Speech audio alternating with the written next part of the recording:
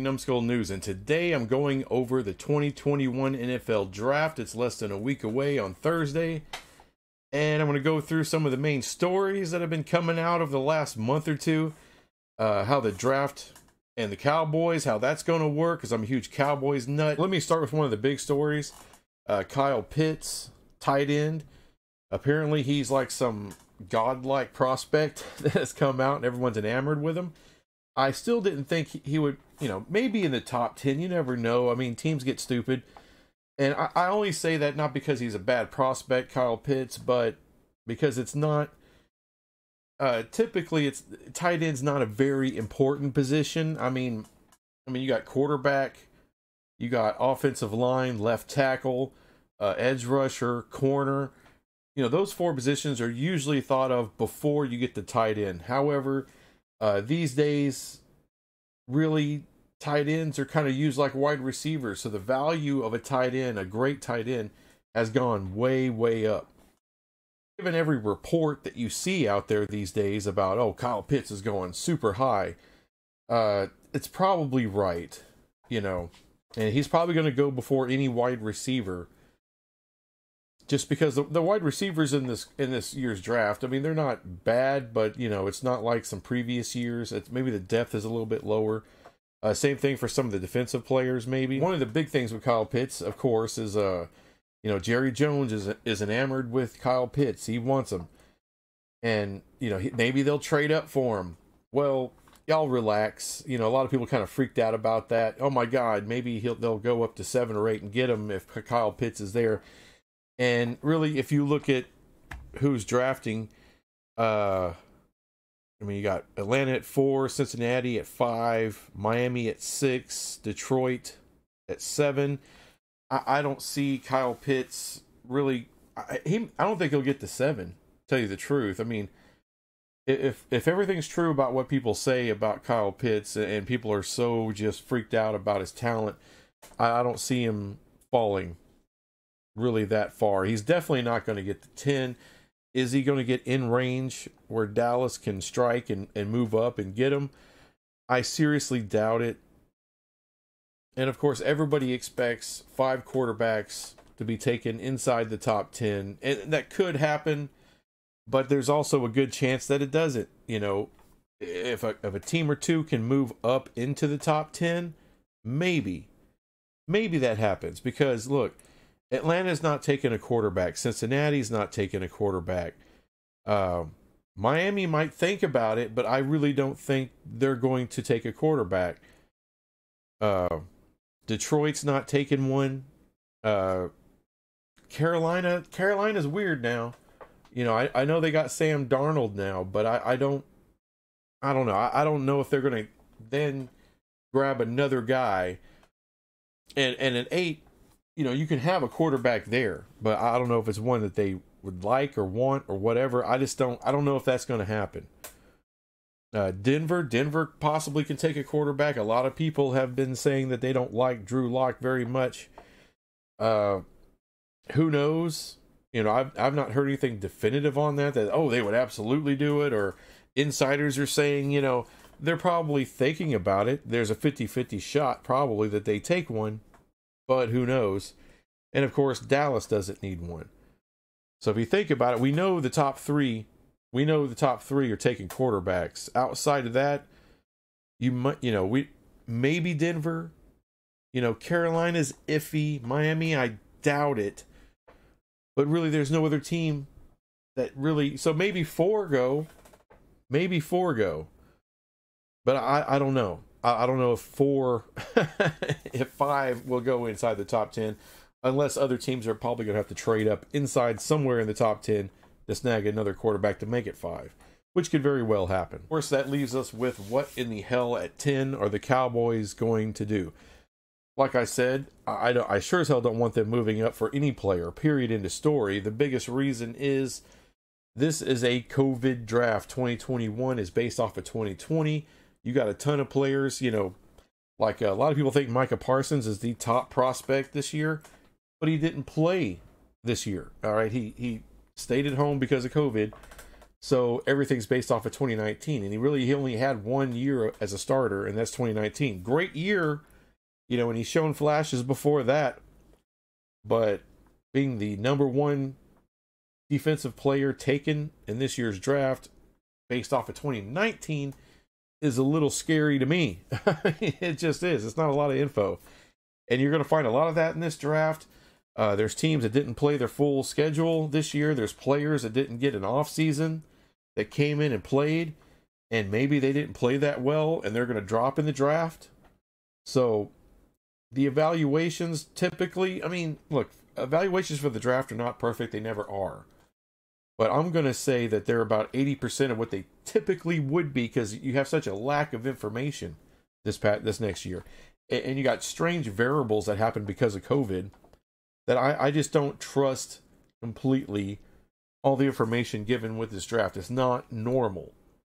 So I want the Cowboys to have as many draft picks as possible, because a lot of times you can go into the draft and do like a sniper. You got your guy and you're trying to make that happen. However, with this stuff, I feel you got to have a shotgun effect. All right, you need to have as much spread as possible, and bring in as many players as possible, because you just don't know, more so than ever before. You don't know about these players, and I have a feeling a lot of guys are going to drop. Right, they're going to drop into the middle of this draft. They would normally go, maybe if they had played a full season or had a great off season and were able to go into the 2020 season and have a regular freaking year, they may go in the first or second round. But I think a lot of high quality, great talented guys are going to slip into the middle rounds, and especially 3 and 4. And Dallas, we have 4 picks in rounds 3 and 4, 2 in the third, 2 in the fourth. This is a great thing to have, especially this year. Cowboys are set up. They're set up. So what is Dallas going to do? There's a 90% chance, I say, that they stay right there at 10 and take the best defensive player possible. I know that sounds boring. Whether it's Micah Parsons, whether it's Patrick Surtain, or they get cute. I would say Caleb Farley. A lot of people love Caleb Farley, but a safety going that high, I doubt it. And especially for the Cowboys, they seem to be allergic to safeties. So and the most fun thing is for Dallas to trade down. I want Dallas to trade down and get more weaponry, especially in the middle rounds, where I think you're going to get a lot more quality talent than you normally would. So the easiest way for that to happen is for a quarterback to fall. Let's try to break down how this could happen. Okay, Jacksonville definitely taking quarterback. Jets, San Francisco, they traded up to 3. They are all taking quarterbacks. And from what, actually one of the smartest things I've heard from a national news guy is the draft starts at number 4 with Atlanta, and they're right. Are they going to stay there and pick a player, or are they going to trade down? What are they going to do? Are they actually going to take a quarterback? I say they don't take a quarterback. That's the least likely thing to happen. It's a 50-50 shot whether they trade down. Now, there's a lot of people saying that down here at 15, New England jumps up to number 4. I've seen that. That's just not what New England does. I know they're probably getting more desperate there in New England. I just don't see them trading up to number 4 to take the 4th overall quarterback. Maybe if it's a guy they're really in love with. I just don't. That's a lot of draft capital. That's a lot of future picks you're going to have to spend to get up there and get that quarterback. I don't see it happening. Some people have talked about Washington jumping up to 4. Again, they've done crazy crap like that before, and with a RG3, and they got burned, bad. Do you do it again?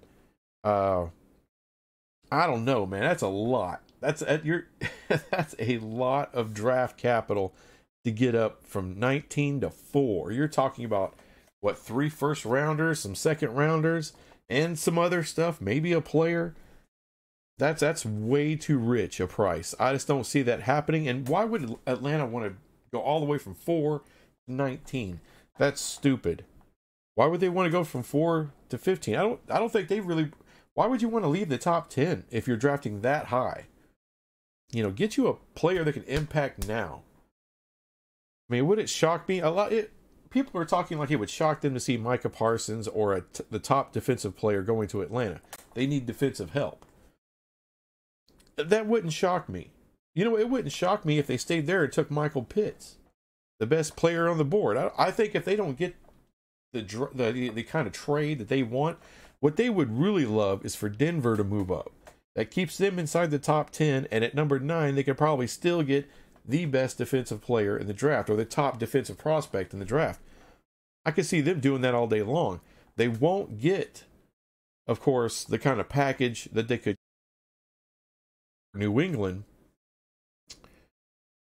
but they would still get an extra first rounder next year and some other stuff from Denver if Denver decided to move up and offer them something, and so they can pick up the extra draft picks, and they can move down and still get one of the best defensive players in the draft. That would be stupid for them not to do that. So if that happens, you will see a 4th quarterback come off the board right there. If Denver trades up like that, that's the only reason they'll trade up. If they trade up, that's what happens. So right here with the Atlanta spot, it's one of two things Atlanta's going to do. They're either going to trade down, or they're going to take Kyle Pitts. That's what's going to happen. Cincinnati, that's Penei Sewell territory. He's going there. Forget if Pitts is there, they're not taking Pitts. They're taking their future left up Miami. So what does Miami do? Well, they're not going to trade down, I don't believe. Chances are, I hear a lot of this stuff about they're going to take a wide receiver at 6. They're not taking a wide receiver at 6. I just don't believe that. I think if Kyle Pitts is there, they'll do that. I think Miami would take Kyle Pitts. I don't think he'll be there. You never know. If Denver trades up with Atlanta, then more than likely Kyle Pitts will be there, and that'll be their pick. However, I can easily see them taking another, the second offensive tackle off the board right here, or Micah Parsons. And this is the crazy thing. People think that there's a possibility that there's no defensive players taken inside the top 10, and that's just ridiculous. It never happens. Pass rushers, especially your edge guys, they're going to go, man. Your top corner is going to go. They're going to be inside the top 10 somewhere. Whether that's in Detroit. Look, Detroit's next. That's probably offensive line territory there. Carolina, that could be a place for the first receiver. Possible quarterback, but I seriously doubt it. And Denver, this is the big one for Dallas. Right in front of Dallas, what do? Do they take the top defensive spot? Which, to me, that's a strong possibility. Do they take a quarterback? Have they already traded up with Atlanta? Because if Atlanta falls to 9, they're taking a defensive player. They're taking the best guy on the board, whether that's Micah Parsons, Patrick Surtain, whoever it is, that's who they're snatching up right there. If it's Denver, it's 50-50. If it's Denver, it's 50-50.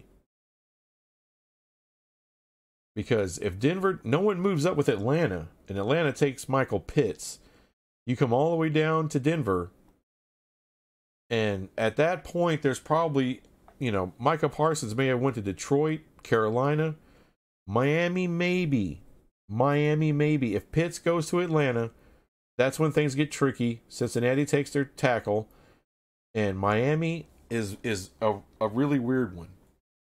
Because they're either going to take a receiver or a defensive player, or they can take an offensive player. They can take an offensive tackle, but don't count them out of a defensive player, because at that point the top defensive player is on the board. Micah Parsons, high prospect.